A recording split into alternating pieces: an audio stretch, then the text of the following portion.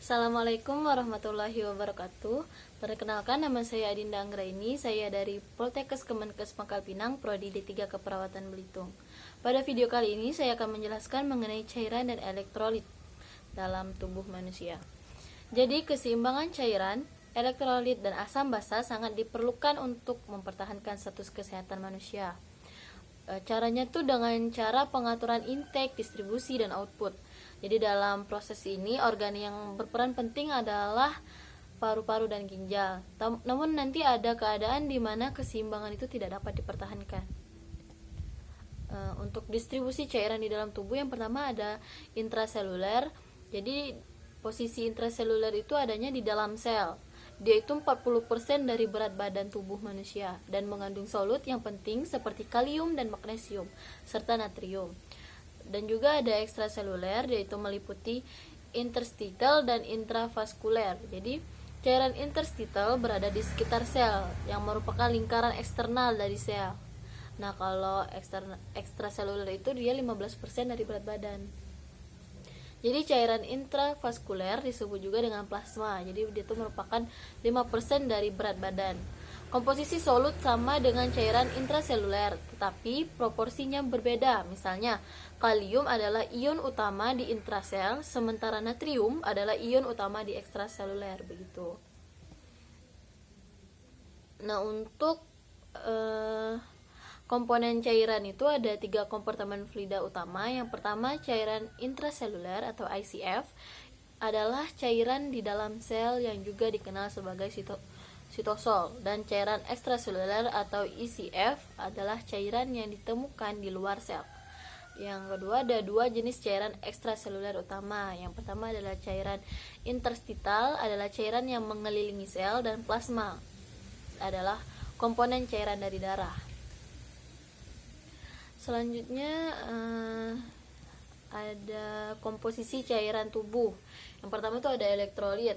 Jadi elektrolit itu senyawa yang jika dilarutkan di dalam air akan terurai menjadi partikel bermuatan positif atau kation dan partikel bermuatan negatif atau anion.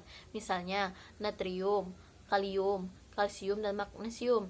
Elektrolit diperlukan oleh tubuh, gunanya itu untuk menjalankan fungsi vital seperti aktivitas neuromuskular. Kalau mineral, dia itu berperan dalam aktivitas penting tubuh seperti metabolisme makanan. Contoh dari mineral itu zinc dan zat besi. Jadi zinc dan zat besi itu dibutuhkan oleh tubuh. Selanjutnya ada sel, yaitu ada SDM dan SDP. Jadi pergerakan cairan tubuh, kalau cairan dan elektrolit selalu berpindah dari satu kompartemen ke kompartemen lain agar keseimbangan selalu terjaga. Kalau dia nggak berpindah, keseimbangan itu juga akan terjaga. Jadi cairan dan elektrolit berpindah dengan cara yang pertama dan namanya difusi, atau pergerakan partikel dari larutan dengan konsentrasi tinggi ke larutan dengan konsentrasi yang lebih rendah. Selanjutnya ada osmosis, yaitu pergerakan pelarut dari larutan dengan konsentrasi rendah ke larutan dengan konsentrasi tinggi melalui membran semi-permeable. Jadi kecepatan osmosis bergantung pada konsentrasi solut, suhu larutan, muatan listrik zat terlarut, dan perbedaan tekanan osmotik pada larutan tersebut. Selanjutnya ada juga namanya filtrasi. Jadi filtrasi itu proses di mana solut dan solvent bergerak dari satu kompartemen ke kompartemen lain akibat perbedaan tekanan hidrostatik. Dan ada juga namanya transport aktif. Jadi dia itu perpindahan zat terlarut melawan gradien tekanan dan konsentrasi. Jadi untuk melakukan transport aktif ini itu memerlukan energi. Misalnya perpindahan glukosa dari interstitial ke intrasel. Jadi itu memerlukan energi. Gitu. Selanjutnya ada osmolitas. Dia itu menggambarkan tekanan osmotik cairan. Jadi osmolitas plasma itu sekitar 280 sampai dengan 295 mOS per Kg. Lalu ada isotonis, yaitu larutan dengan osmolitas sama dengan plasma. Kalau hipotonis yaitu 0,45%, NaCl 2,5% dextrose, sedangkan hipertonis 5%-nya dextrose. Untuk mekanisme pengaturan cairan tubuh, yang pertama mekanisme homeostatis melalui organ, misalnya ginjal, jantung, pembuluh darah, paru-paru, kelenjar pituitari, kelenjar adrenal, dan kelenjar paratiroid. Yang kedua ada pengaturan volume cairan. yaitu misalnya kalau intake-nya tuh kita tuh merasa haus. Hal ini tuh dikarenakan mekanisme tubuh untuk mempertahankan keseimbangan terhadap hilangnya air. Jadi kitanya bisa, oh tubuh kita ini butuh minum, kalau kita haus kita harus minum biar mekanisme tubuhnya tuh tetap bertahan gitu. Selanjutnya ada pengaturan cairan tubuh. Yang pertama ada intake. Yang pertama tuh mekanisme haus. Jadi mekanisme haus itu diatur oleh pusat haus hipotalamus. Jadi itu bekerja karena sensor. Jadi namanya tuh sensor osmoreseptor dan mendeteksi peningkatan konsentrasi plasma. Yang kedua ada sumber lain, misalnya buah dan sayuran. Jadi kalau kita mengonsumsi buah dan sayuran, intake kita itu bisa terjaga begitu. Selanjutnya ada output. Yang pertama tuh melalui ginjal seperti urin. Nah, kita buang air kecil itu mengeluarkan cairan kan. Nah, itu tuh cairan outputnya dari tubuh kita. Yang kedua ada melalui kulit. Misalnya keringat gitu. Paru-paru, saat kita bernapas kita mengeluarkan karbon dioksida. Dan kan ada uap airnya juga itu ya.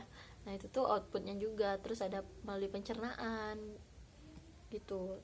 Jadi ada juga yang namanya faktor yang mempengaruhi keseimbangan cairan. Kan tadi kalau keseimbangan cairan tuh ada kalanya dimana dia nggak bisa terus-terusan baik gitu kan. Kalau faktor yang mempengaruhi keseimbangan cairan itu, yang pertama ada antidiuretik hormon. Jadi ini tuh dihasilkan oleh kelenjar hipofisis. Dia tuh memberi respon terhadap peningkatan osmolitas. Jadi bekerjanya dengan meningkatkan reabsorpsi cairan di tubulus ginjal. Yang kedua ada aldosteron yang dihasilkan dari korteks adrenal. Jadi dia tuh meningkatkan reabsorpsi natrium dan sekresi kalium. Selanjutnya ada sistem saraf otonom. Jadi aktivitas saraf simpatis meningkatkan produksi kelenjar keringat gitu. Untuk pengaturan keseimbangan elektrolit itu bisa melalui natrium, kalium dan lain-lain. Yang pertama ada natrium. Kalau natrium itu dia dipengaruhi oleh intake aldosteron dan urin output. Nilai normal di plasmanya itu sekitar 135 sampai dengan 145 mEq/L.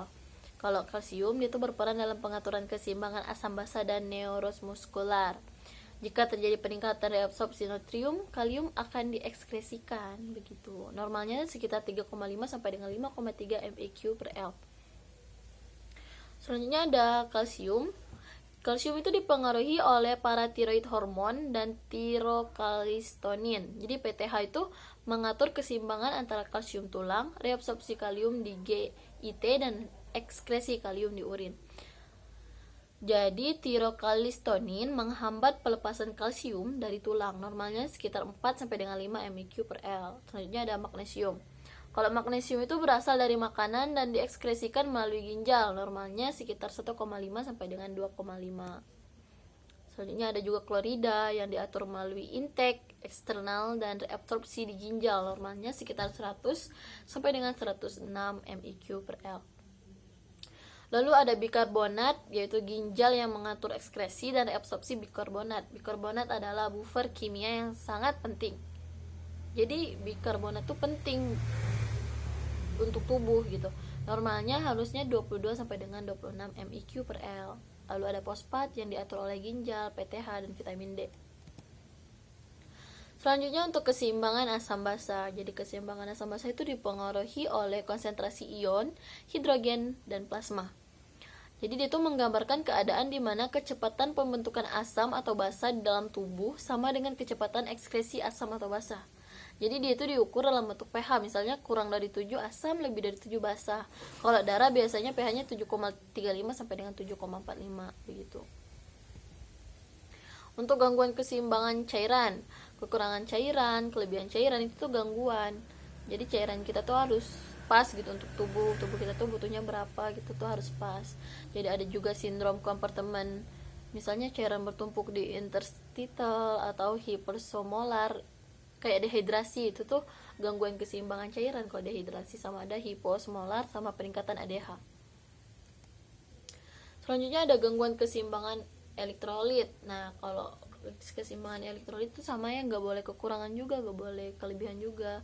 Dia tuh ada hipo dan hipernatremia, hipo dan hiperkalemia, hipo dan hipermagnesemia, dan hipo dan hiperkloremia. Jadi kalau hipo tuh kekurangan, kalau hiper kelebihan. Jadi kalau hipertaramia di kelebihan taramia gitu.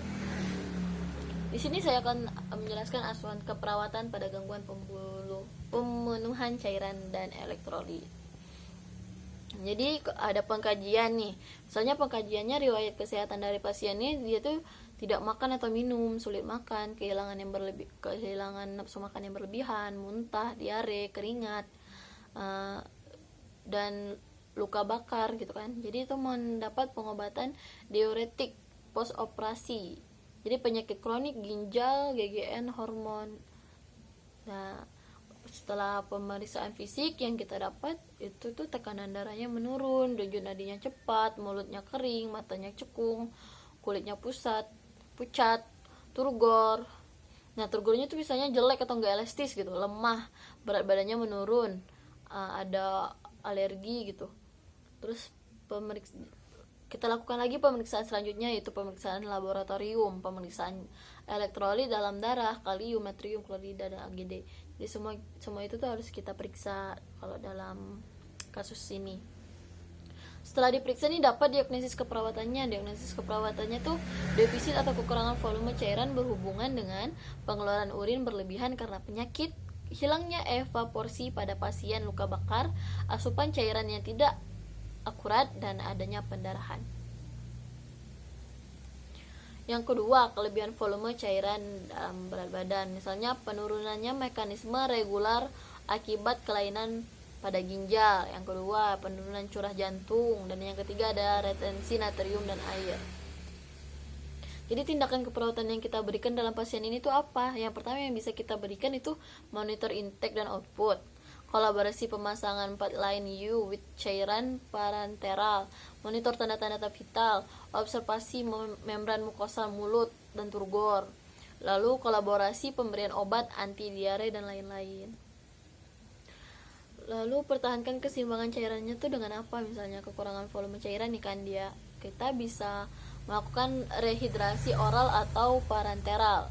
Yang kedua, monitor kadar elektrolit darah.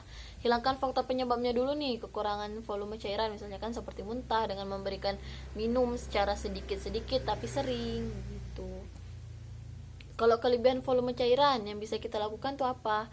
Ya dengan pengurangan asupan garam, hilangkan faktor penyebabnya dengan kelebihan volume cairan tersebut. Yang kedua bisa kita lakukan dengan kurangi konsentrasi pembuluh darah seperti pada penggunaan kaos kaki yang ketat. Jadi penggunaan kaos kaki itu jangan yang ketat-ketat, nanti bisa mengganggu volume cairan gitu.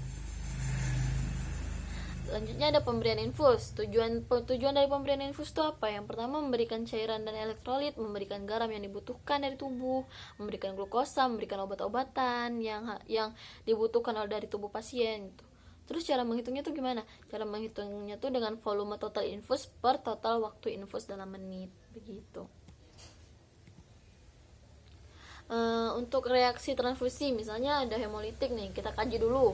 Tubuhnya tuh dingin, dia tuh sakit kepala, demam, dispena, kanosis, sakit dada, tak hidraksi, dan hipotensi. Jadi interferensinya tuh ya kita hentikan transfusi bilas dengan NS gitu. Terus kita lapor ke dokter yang mau bertanggung jawab atas pasien ini. Lalu kita kolaborasi cross match darah dan kita lakukan monitor TTV. Selanjutnya ada febris. Kalau febris kajinya tuh kita kaji dulu, ternyata dia ini demam, dingin, mual, sakit kepala, muntah, diare. Nah, intervensinya sama dengan hemolitik. Yang ketiga ada alergi misalnya kan, kita kaji, oh dia ini alerginya dispnea atau oedem gitu kan, hidungnya tuh tersumbat, urtikaria atau gatal dan merah pada kulitnya gitu, itu alergi. Kalau interferensinya ya kita hentikan transfusi bilas dengan lapor ke dokter. Kita lapor dulu ke dokter yang bertanggung jawab atas pasien ini. Lalu kita kolaborasi pemberian obat, kita monitor juga TTV-nya. Dan dua jenis transfusi darah, yang pertama itu ada blood cells atau packet cells dan ada whole blood. Nah, setelah kita lakukan asuhan keperawatan, kita berinterferensi dan lain-lain. Jadi evaluasi keperawatannya itu apa? Evaluasi keperawatan itu dapat dilihat dari mana gitu kan. Kalau evaluasi keperawatan itu dapat kita lihat dengan mengukur intake dan output selama 24 jam. Begitu. Jadi pada video kali ini itu saja yang bisa saya sampaikan. Apabila terdapat kekurangan atau kesalahan dalam penyebutan, saya mohon maaf. Semoga video ini bisa bermanfaat, dan bagi saya juga bisa bermanfaat. Apabila ada kekurangan kita bisa diskusi bersama-sama. Akhir kata, wabillahi taufiq wal hidayah. Wassalamualaikum warahmatullahi wabarakatuh. Terima kasih.